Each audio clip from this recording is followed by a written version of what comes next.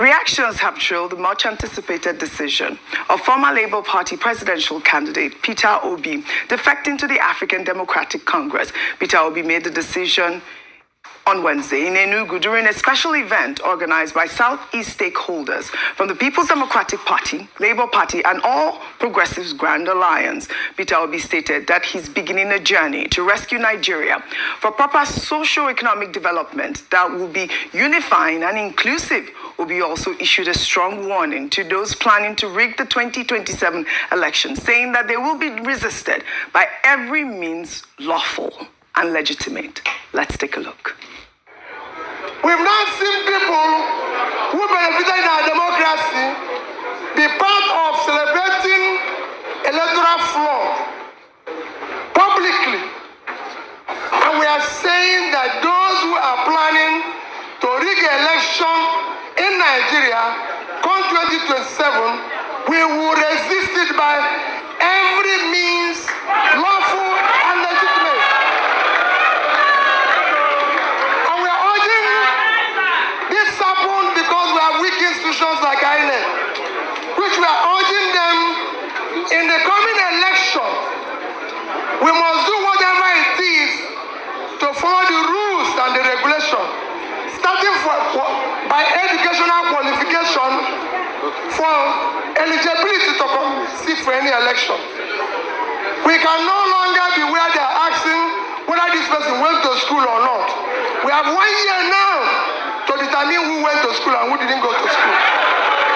We have 1 year now for people to tell us the school they attended. And when they left those school, we don't want it to be something we go to court after election. They say it's pre-election matter. We have pre-election situation now to verify everybody who wants to contest the election in Nigeria. And we must follow that.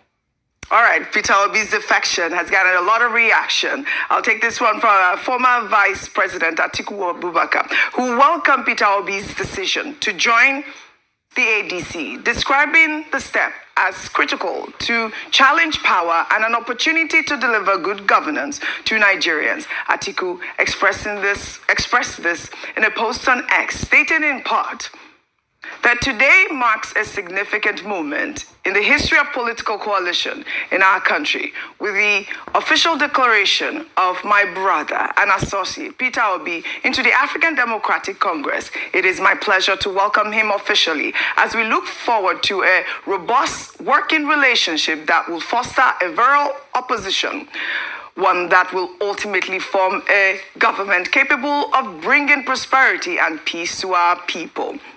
Well, Governor of Abia State, Alex Otti, has also reacted to Peter Obi's defection, saying that he will not be leaving the Labour Party. He reiterated that he joined the party before Peter Obi did. Speaking on Tuesday during his monthly media chat in Umuahia, Otti said he gave Peter Obi his blessing to leave. He also revealed that the Deputy Speaker of the House of Representatives, Benjamin Kalu, had been prompting him to join the APC, but he resisted. While Governor Otti's decision to remain in the Labour Party has also been met with mixed reactions, as it signals a potential split in the party's leadership ahead of the 2027 elections. Dr. Abati, I'd love your reaction to Peter Obi's defection and, of course, the comments from Atiku Abubakar and Alex Otti. Okay. Yeah, well, people had expected that this would happen. Yes. Because it was clear that Mr. Peter Obi had joined the Progressives, who had moved into the ADC. What remained was for him to make the declaration. And now on 31st December, that has been done in the presence of chieftains of the ADC and other political figures who may likely still join him in the ADC. However, I was, more interested in his speech. It was a very well-prepared speech. And maybe let me just emphasize some of the highlights. He was calling for one, electoral reform, and saying that INEC, that's the Electoral Commission, is a weak institution, and that weak institution has to be strengthened so that we will not have a situation in 2027 when people will present coupon sheets as certificates that they got when they left secondary school. It has happened before in this country.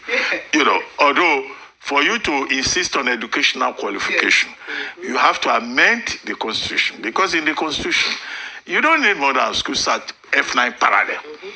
In fact, you don't even need to attend the secondary school. If you just, Ayo just organizes one workshop or training something and gives you a certificate of attendance, that is enough. There's nothing more in fact, important. INEC can say that if you can speak English successfully, it doesn't matter. If they think that ability to speak English is enough, you can be anything in this country.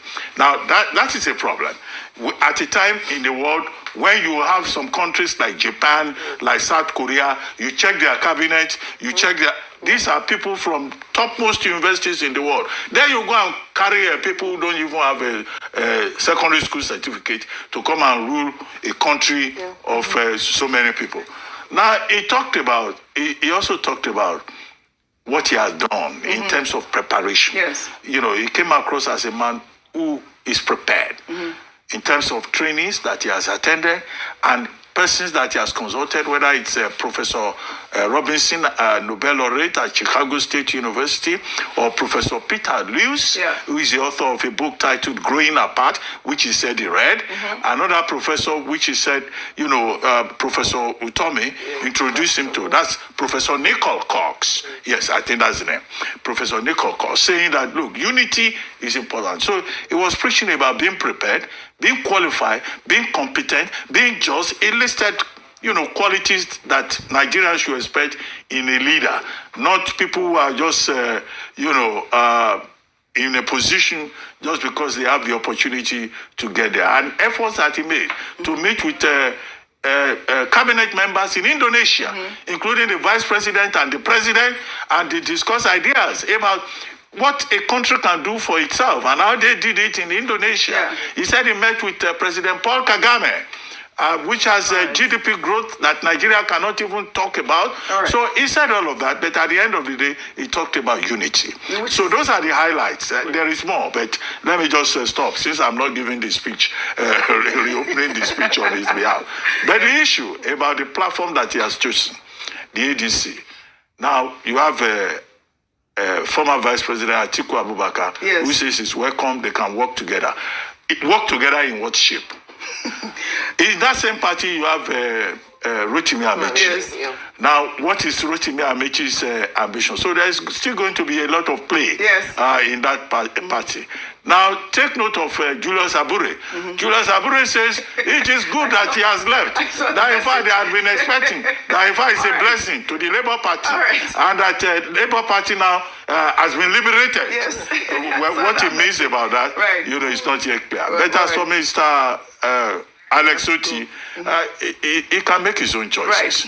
And it too has been in politics. So it's not compulsory that he has to follow Mr. Peter Obi. Fantastic. Alex Oti is still in the party. The last story I took about Peter Obi, he said that he is not running to be anybody's vice. He's running for the presidential ticket. And so I hope, there'll be a well-robust primaries that will bring out the best candidates in the if anybody reads 2027, he says we will resist it. That's by all means, lawful and constitutional. All right, well, let the race begin. Well, in another development, Bauchi State Governor Bala Mohammed accused the federal government of using federal institutions to target the opposition and intimidating him for refusing to defect to the APC. Mohammed, who is a member of the PDP, made the statement on Wednesday at the Bauchi Government House after receiving an award for safety from the Safety Institute in Nigeria. Let's take a look. Just waking up to an occasion where I was told that I'm being accused of terrorism as a governor. Someone who is the head of the opposition. My commissioner has been kept and will not be released by an EFCC.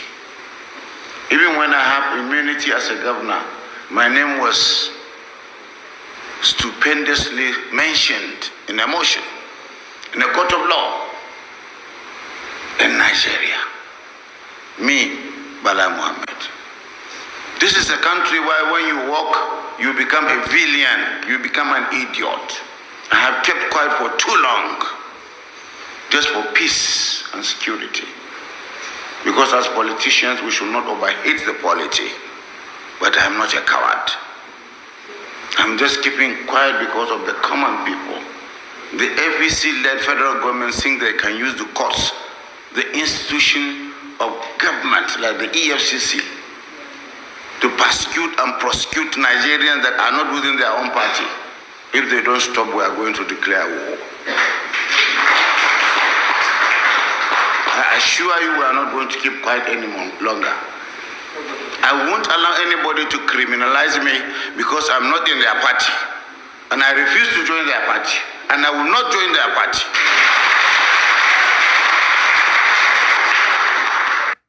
Oh, this is such a strong allegation, Rufai. And I'll take a reaction from Lord Foster, who wrote, "We didn't need a press conference to know this. It is a standard playbook to join the choir or face the FCC. It is not about fighting corruption. It's about enforcing compliance. They are weaponizing state institutions to force a one-party state, and anyone who refuses to kneel suddenly gets labeled a terrorist or has their files dusted off.